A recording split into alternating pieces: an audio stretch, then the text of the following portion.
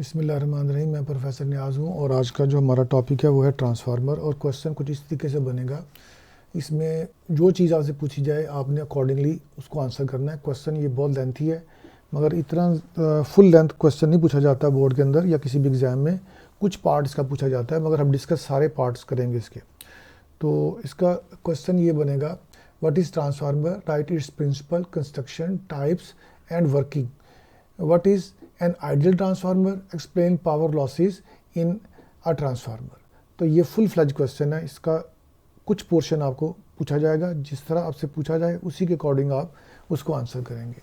अब सबसे पहले हम इसको डिफाइन करेंगे कि व्हाट इज़ ट्रांसफार्मर। तो ट्रांसफार्मर क्या है?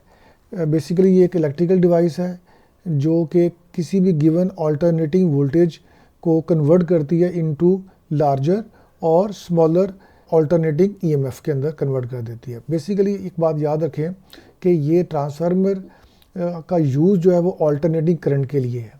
ये डायरेक्ट करंट के लिए यूज़ नहीं होता, ये ऑल्टरनेटिंग करंट के लिए यूज़ होता है।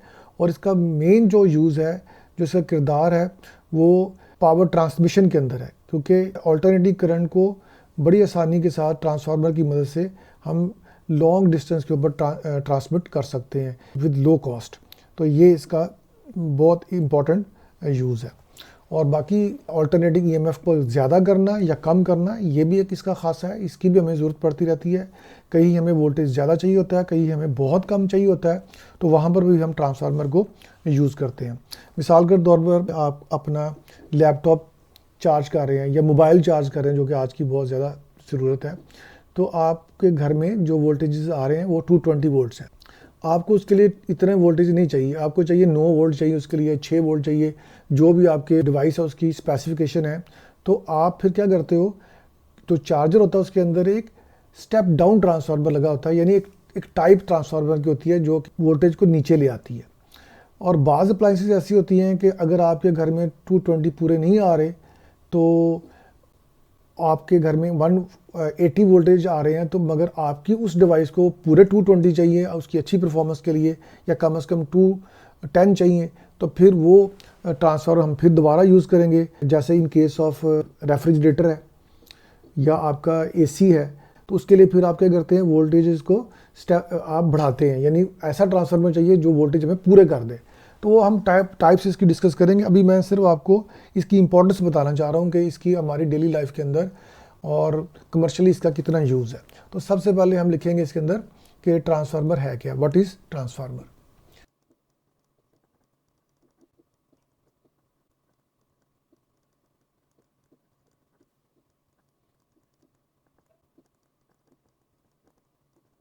जी, तो इसकी डेफिनेशन ये है कि an electrical device which changes a given alternating EMF into larger और स्मॉलर ऑल्टरनेटिंग ईएमएफ। अच्छा, उसके बाद इसका प्रिंसिपल लिखेंगे हम। प्रिंसिपल क्या है, ये किस असूल के तहत काम करता है, तो ये इसका जो बेसिक प्रिंसिपल है वो है mutual induction between the two coils.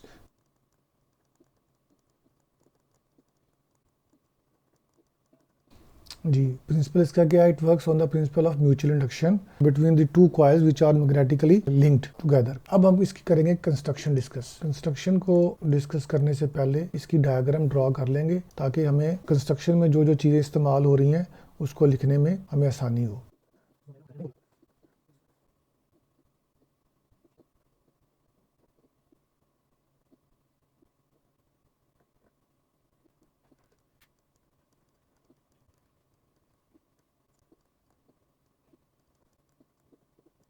जी, तो ये कंस्ट्रक्शन के अंदर आप देख रहे हैं, ये हमारे पास ट्रांसफार्मर है। इसमें 2 कॉइल्स हैं जो कि मैग्नेटिकली लिंकेज हैं, जो कि एक ही आयरन कोर है उसके साथ अटैच्ड है। और ये जो आपको नज़र आ रहा है ग्रीन कलर का रेक्टेंगुलर शेप आयरन कोर है, जिसके साथ दोनों जो कॉइल्स हैं वो हमने अटैच की हुई हैं। तो इनपुट जो हमारे कंस्ट्रक्शन के अंदर जो इसमें हमारे पास चीज़ें आपको नज़र आ रही हैं, उसमें एक प्राइमरी कॉइल है। तो कंस्ट्रक्शन में आप लिखेंगे नंबर 1।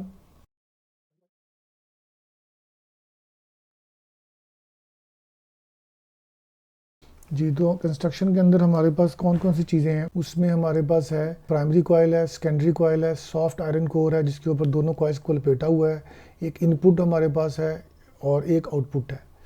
तो इनपुट के ऊपर हमें वोल्टेज मिलता है या ईएमएफ, और आउटपुट के ऊपर भी हमें वोल्टेज मिलेगा, कभी स्मॉल होगा, कभी इसकी वैल्यू आउटपुट के ऊपर लार्जर होगी। तो ये डिपेंड करता है टाइप ऑफ ट्रांसफार्मर के ऊपर। अब आते हैं हम इसकी वर्किंग के ऊपर।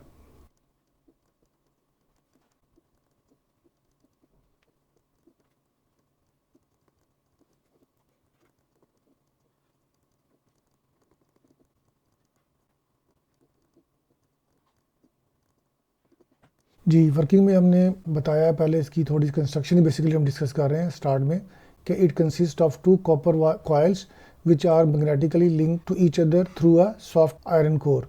और कोई इलेक्ट्रिकल लिंकेज इनका दोनों वायर्स का आपस में नहीं है।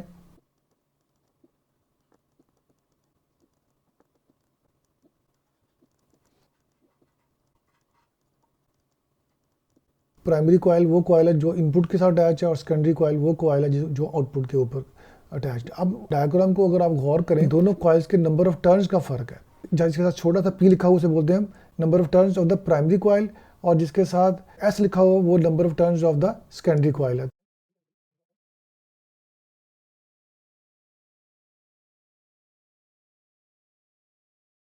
तो ये दोनों की डिटेल हमने बता दी।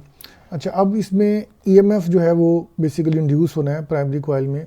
तो चूँकि दोनों मैग्नेटिकली लिंकेज हैं, तो जैसे ही हम इसको वोल्टेज देते हैं, तो वो वोल्टेज क्या करेगा, अल्टरनेटिंग वोल्टेज है, तो चूँकि सर्किट कंप्लीट है तो ये इसके अंदर अल्टरनेटिंग करंट पैदा करेगा।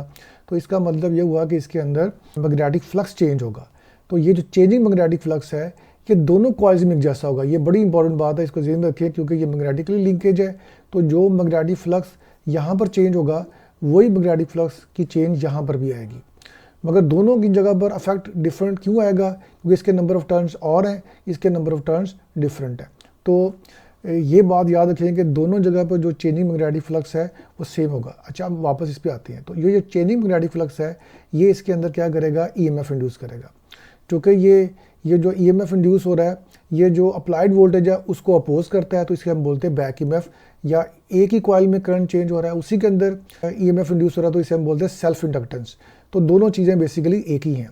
तो अब हम थोड़ा सा इसको लिख लेते हैं कि ये वजह क्या बनती है इसकी।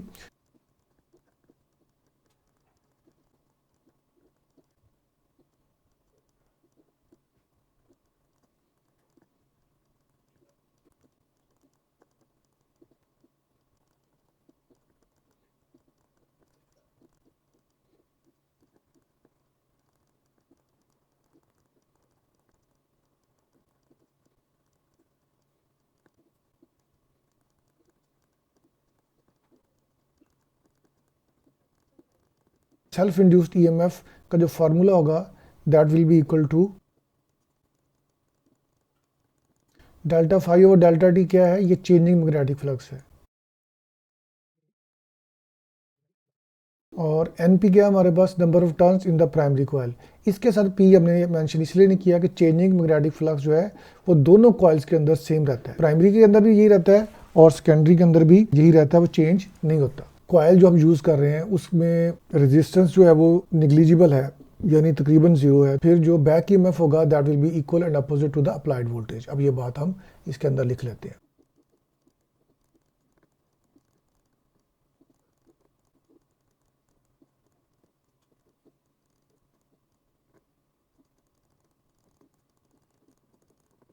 If the resistance of the coil is negligible, then the back EMF will be equal and opposite to the applied voltage। अब इस बात को हम लिख लेते हैं।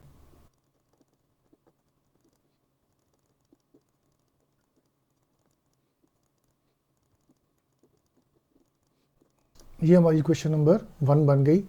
और एन पी क्या है, number of turns in the primary coil, और ये क्या है, ये है चेंजिंग मैग्नेटिक फ्लक्स।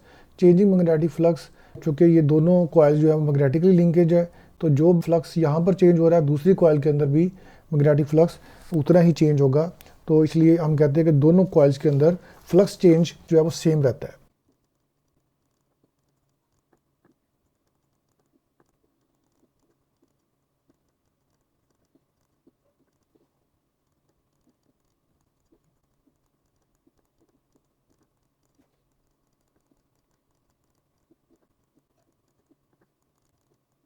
ये बड़ा इंपॉर्टेंट जुमला जो मैंने लिखा है यहाँ पर, कि एज द कॉइल प्राइमरी और secondary are strongly magnetically linkage, यानी इनकी मैग्नेटिक कपलिंग बड़ी स्ट्रॉन्ग है, so the changing magnetic flux delta phi over delta t in primary and secondary coil is same, therefore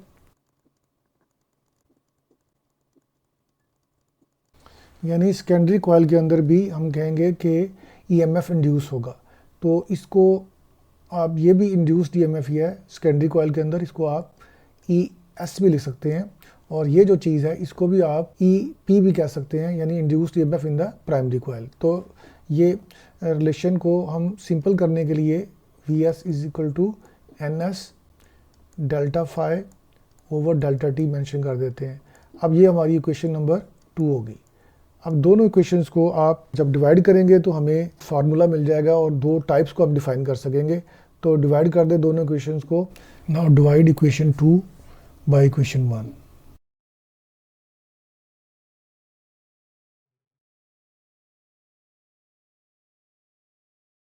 अब ये दोनों चीज़ें सेम है, magnetic flux through both the coils is same, so ये cut हो जाएंगे आपस में, हमारे पास जो रिलेशन बचेगी वो ये होगी।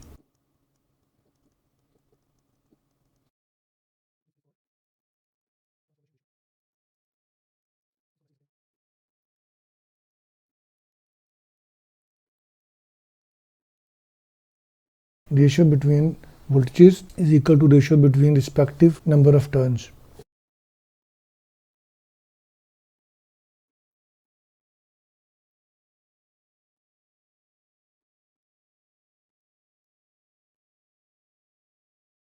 जी एक है टाइप इसकी स्टेप अप ट्रांसफार्मर, दूसरा स्टेप डाउन ट्रांसफार्मर। तो पहले हम लिख लेते हैं स्टेप अप ट्रांसफार्मर।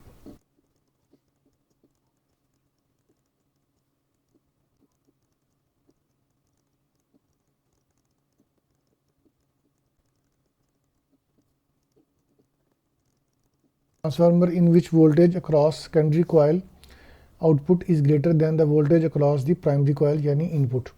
अच्छा, अब इसमें कंडीशन जो है वो अप्लाई होती है कि number of turns in the secondary coil is greater than the number of turns in the primary coil. तो तब ये आप चीज़ अचीव कर सकते हैं जिससे स्टेप अप ट्रांसफार्मर बनता है। तो इसमें हम हेडिंग लगाते हैं कंडीशन। तो कंडीशन इसमें क्या है, number of turns in the secondary coil that should be greater than number of turns in the primary coil. तो फिर ये सिचुएशन जो ऊपर मेंशन की गई है स्टेप अप ट्रांसफार्मर में ये अटेन हो जाती है।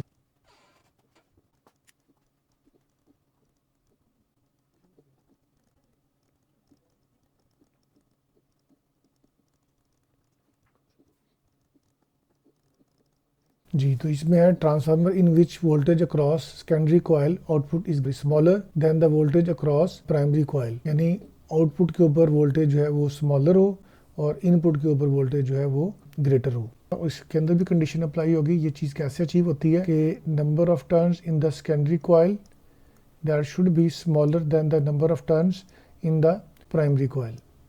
तो प्राइमरी कॉइल में नंबर ऑफ टर्न्स ज़्यादा रखेंगे। और इस बात को हम दूसरे तरीके से भी बयान कर सकते हैं, जैसा कि ऊपर डेफिनेशन में बयान किया गया है कि voltage across the secondary coil is less than the voltage across the primary coil. अच्छा जी, इलेक्ट्रिकल पावर के बारे में यह है कि अगर हम आइडियल ट्रांसफार्मर की बात करें तो उसमें input power should be equal to the output power. अगर हम प्रैक्टिकली बात करें तो कभी भी आउटपुट पावर जो है इक्वल नहीं होती इनपुट पावर के। Output power is smaller then the input power, यानी हमें कमी आती है, जो लॉस होता है पावर में उसे हम बोलते हैं लॉसेस ऑफ द ट्रांसफार्मर।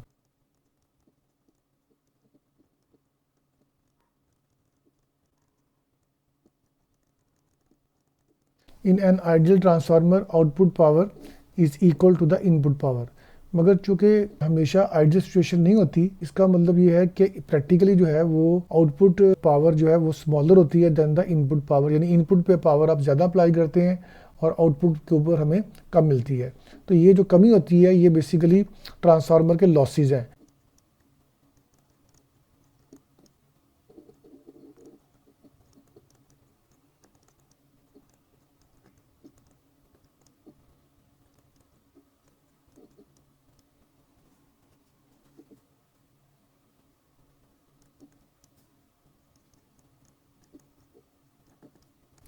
जी, तो practically output power is smaller than input power due to power losses. तो हम सिचुएशन फिर वही बयान करेंगे कि for an ideal transformer relation जब हम लिखेंगे तो हम आइडियल की बात करेंगे।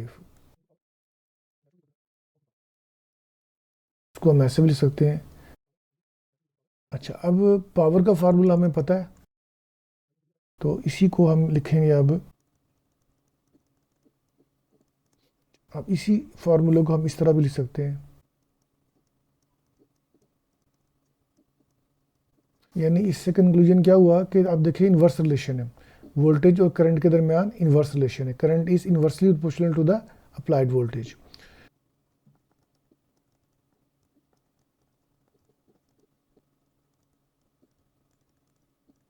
Currents are inversely proportional to the respective voltages, यानी हम इसको ऐसे लिख सकते हैं।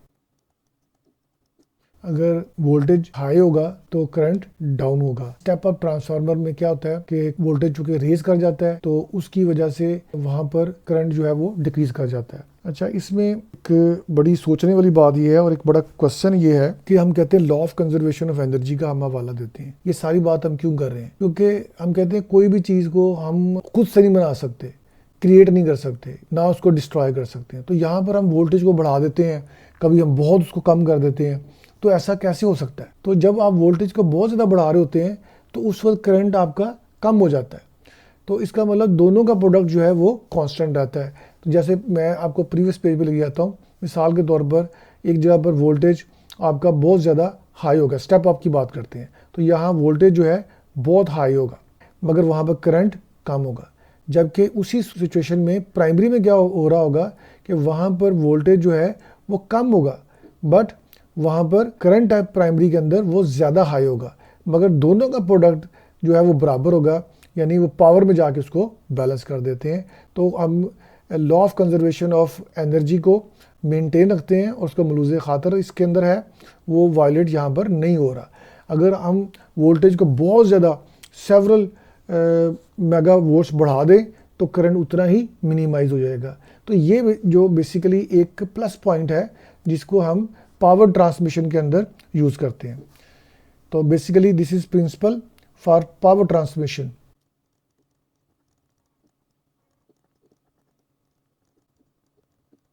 क्योंकि आपको पता है कि जो पावर हाउसेज हैं वो बेसिकली बहुत दूर होते हैं, तो वहाँ से इलेक्ट्रिसिटी तो आपने अर्बन एरियाज़ के अंदर भी पहुँचानी होती है, तो उसके लिए रास्ता बहुत ज़्यादा तवील है। तो अब वहाँ तक इलेक्ट्रिसिटी को पहुँचाने के लिए हम चाहते हैं कि हमारी जो पावर है वो लॉस ना हो। इलेक्ट्रिकल पावर लॉस होती है वो ज़्यादातर हीट की शक्ल में होती है, यानी जो फार्मूला हमारे पास आता है वो है I²R। तो इसमें अब दो चीज़ें हैं, या करंट है या रेजिस्टेंस है। अगर हम रेजिस्टेंस को कम करें तो उसके लिए हमें क्या करना पड़ेगा, हमें हमें कॉपर वायर्स हैं या जो भी वायर्स आप ट्रांसमिशन के लिए यूज़ कर रहे हैं, कॉपर की या सिल्वर की, वो प्योर लगानी पड़ेंगी आपको, प्योर कॉपर वायर। तो इतने लॉन्ग डिस्टेंस पे आप कॉपर वायर यूज़ करेंगे तो बड़ा एक्सपेंसिव हो जाएगा और ये कमर्शियली जो है ना वो आपको इकोनॉमिकली आपकी लिमिट से निकल जाएगी बाहर। दूसरा तरीका ये है, आप इसको लॉस कम करने की बजाय आप करंट को कम कर लें। तो करंट को कम करने का तरीका क्या है कि आप ये करें कि पावर हाउस जहाँ पर है, जहाँ बिजली बन रही है, वहाँ पर आप स्टेप अप ट्रांसफार्मर यूज़ करें जो कि वोल्टेज को सेवरल मेगा वोल्ट्स बढ़ा दें। तो करंट बहुत कम होगा और बहुत लो करंट जो है वो जब ट्रांसमिशन वायर में से गुजरेगा तो पावर लॉस बहुत कम होगी। जैसे ही वो अर्बन एरिया के अंदर पहुँचे जहाँ पर आपकी आबादी है, तो वहाँ पर फिर हम लगा देते हैं स्टेप डाउन ट्रांसफार्मर, कि वो जो हाई वोल्टेज जो स्टेप अप ट्रांसफार्मर थे उसको एक सेफ वैल्यू पे ले आते हैं। यानी आपने जो आबादी वाले इलाके वहाँ पर कितना वोल्टेज देना है 220, तो उस हिसाब से आप उसको स्टेप डाउन कर देते हैं और डिज़ायर वोल्टेज हम हासिल कर लेते हैं। तो इस तरह ये जो प्रिंसिपल है कि current is inversely proportional to the voltage, इसको हम पावर ट्रांसमिशन के अंदर यूज़ कर लेते हैं ओवर अ लॉन्ग डिस्टेंस। तो अब हम इसको समझाने के लिए थोड़ी सी राइटिंग करेंगे।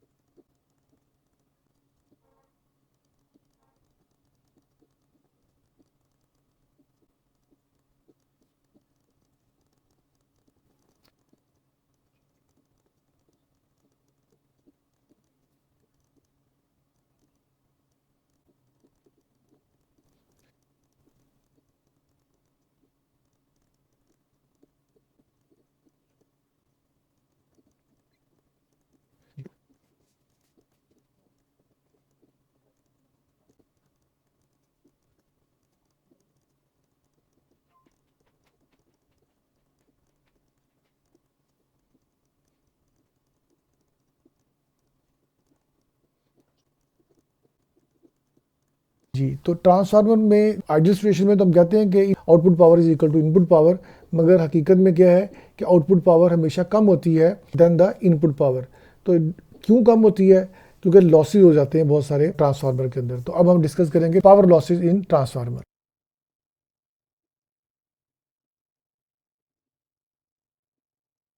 एक है जी एडी करंट, दूसरा है हाइस्टेस लॉस। तो पहले हम डिस्कस कर लेते हैं एडी करंट को। इसको स्मॉल इस लिखना है, ये साइंटिस्ट के नाम से जिसने इस लॉस को फाइंड किया था। तो eddy currents,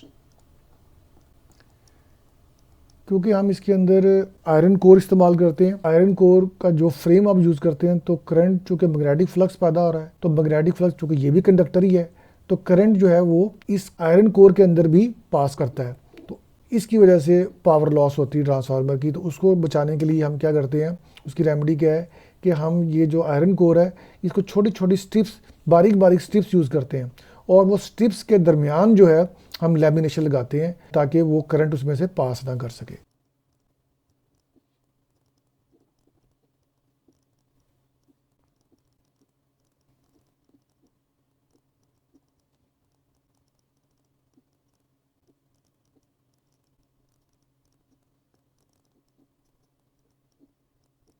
Induced current due to changing magnetic flux are set up in the direction perpendicular to the flux to oppose the cause that produce it. This induced current is called eddy currents.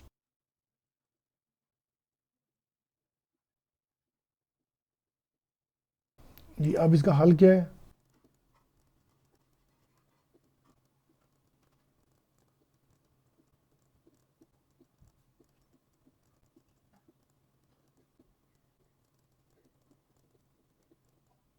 जी, तो remedy में हम क्या लिखेंगे? To minimize eddy current, ये power loss, the core is laminated with insulation between the layers of core. तो उनके दरमियान आप क्या कर देते हैं? लैमिनेशन रख देते हैं, ठीक है जी, इंसुलेशन रख देते हैं, तो उसमें करंट पास नहीं करता। दूसरा इसके अंदर जो लॉस था वो था हाइस्टेरिस लॉस। हाइस्टेरिस लॉस क्या चीज़ है?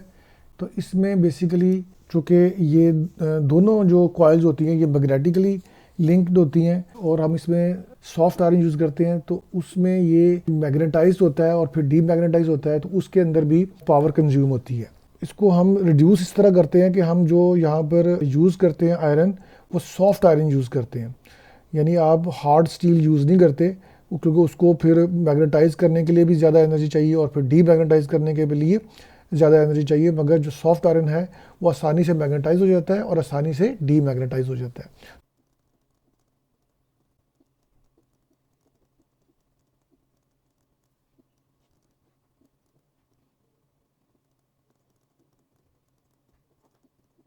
इसका हल ये है कि हम यूज़ करते हैं सॉफ्ट आयरन। जी, लास्ट पार्ट ट्रांसफार्मर का है efficiency of a transformer.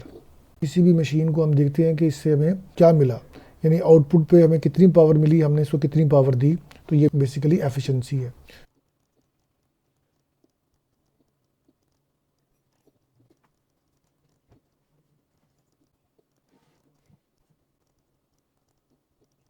Efficiency of the transformer is less than 1, यानी 100% कभी भी नहीं होती है। हाँ, इसको हम इम्प्रूव कर सकते हैं।